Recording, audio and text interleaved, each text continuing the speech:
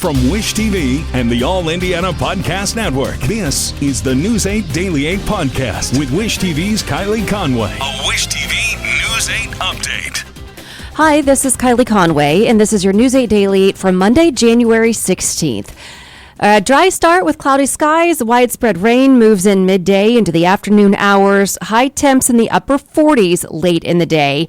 So if you have any of those celebrations outside in honor of Martin Luther King Jr., then this morning is your best bet. If you have anything outside this afternoon, really good idea to grab that umbrella.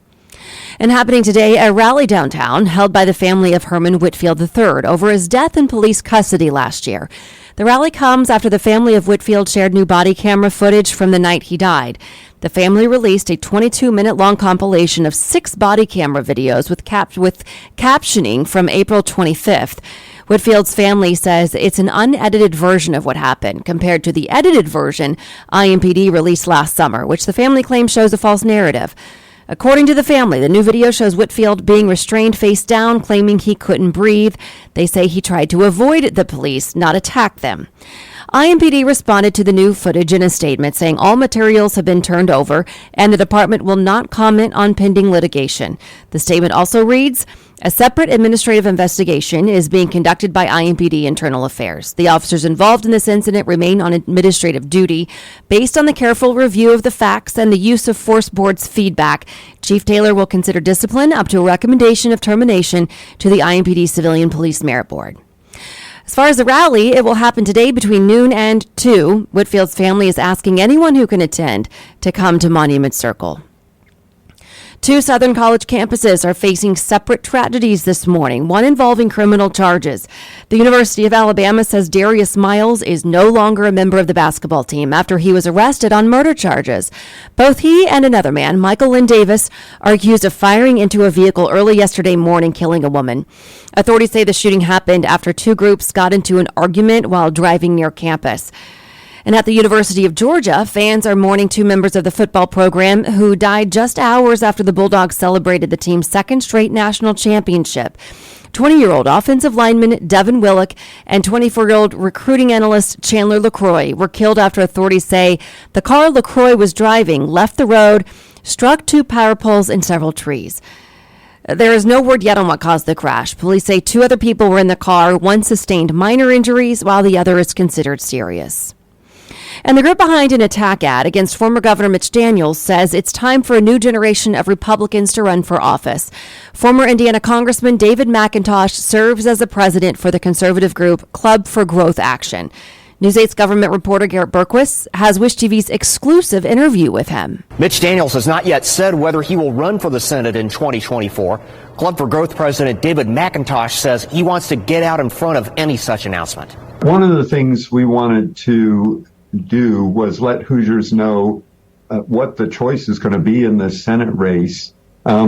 Mitch has signaled he is thinking about it and contemplating it. So we decided it's important for everybody to know there's a lot at stake here and there's a big contrast. Mitch's style of politics is outdated now in Washington. You know, he was part of the Republican effort that grew entitlements. He supported tax increases.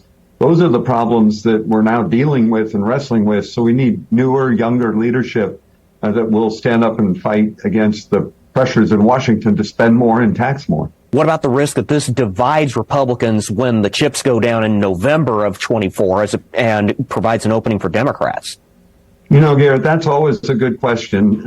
I think Republicans know once we decide who we want as our nominee, we come together because the contrast is so great between the Democrats here in Washington. You know, they're now run by the far left progressive in their party, and even a more moderate Democrat ends up voting with them 95, 98% of the time. So I think we'll be okay in the fall. The candidates that are thinking about running all can run good races and win. So I think we're in good shape. Mitch Daniels was one of your biggest supporters when you ran for governor in 2000. He worked on your campaign. Why go after a former ally in this way, on a personal note? You know, and it's not personal. What it is basically a message that it's time for somebody new, somebody young. that the old style of Republican politics to go along with the Democrats, increase spending, propose tax increases, that's no longer what we need in Washington. So it's more about the policies and what the right direction is. All Indiana Politics airs at 9:30 every Sunday morning, right here on Wish TV. Garrett Bergquist, Wish TV, wishtv.com, and follow us on Facebook. Federal officials are investigating after two planes nearly crashed into each other at a New York City airport. They say it happened at JFK International just before 9 Friday night. Officials say a Delta Airlines plane was taking off when the pilot noticed an American Airlines plane crossing in front. An audio recording of air traffic control communications shows the Delta pilot quickly guided the plane to a safe stop. Both the FAA and the National Transportation Safety Board say they're looking into the case. The mayor of New York City is asking the federal government to do more to stem the number of migrants crossing the southern border. Eric Adams visited the border of Texas over the weekend. He says cities are overwhelmed by the number of people seeking asylum in the United States. Adams says New York City is at a breaking point as it houses nearly 30,000 migrants, many of them bused to New York from southern states. Ukrainian officials say at least 35 people have died in a Russian missile strike on an apartment building. The count makes it the deadliest attack in more than 3 months. It happened on Saturday in southeastern Ukraine. Ukrainian officials also reported strikes in Kyiv and Kharkiv. That was Saturday. This morning, several other cities are reporting new strikes. And early this morning, search crews in Nepal reported they found the black boxes from Sunday's plane crash. Authorities say they have both the flight data recorder and cockpit voice recorder. The plane crashed Sunday on approach to a newly opened airport in Pokhara.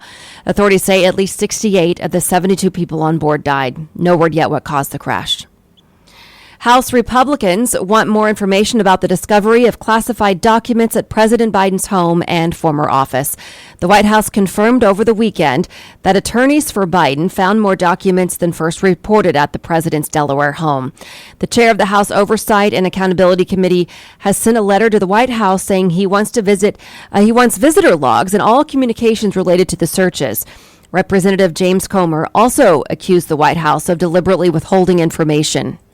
The administration hasn't been transparent about what's going on with President Biden's possession of classified documents, and we just want equal treatment here with respect to how both former President Trump and current President Biden are being treated with the document issue. The ranking Democrat on the committee says he supports an investigation by the Department of Justice. He also contends Biden's situation is not the same as that of his predecessor.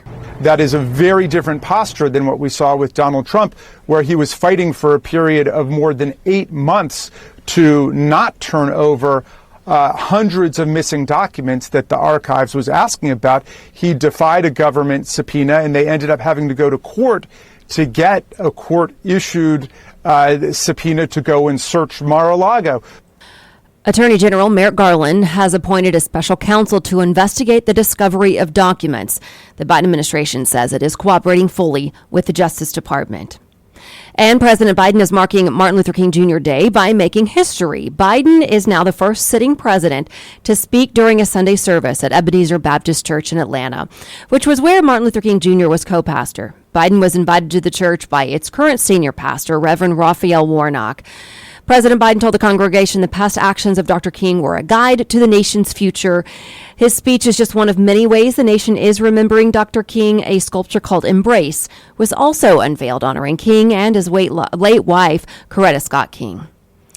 And to Colts Watch, at least 7 interviews in 4 days with Jeff Saturday still to come. That's the tally so far in the search for a head coach. The team has talked to Eagles offensive coordinator Shane Steichen, Broncos defensive coordinator Ejiro Evero, Chiefs offensive coordinator Eric Bieniemy, Rams defensive coordinator Raheem Morris, Lions offensive coordinator Ben Johnson, and Detroit's defensive coordinator Aaron Glenn. The Colts special teams coordinator Bubba Ventrone has also interviewed for the position. In Pacers Watch, the team is looking to put an end to a 4-game losing streak with a road matchup with the Milwaukee Bucks. No word on if center Miles Turner will be playing in today's game. He's missed the last 3 with a back injury. Turner's injury, along with Tyrese Halliburton's, has other members of the roster having to step up. Today's game tips off in Milwaukee at 2:30 this afternoon.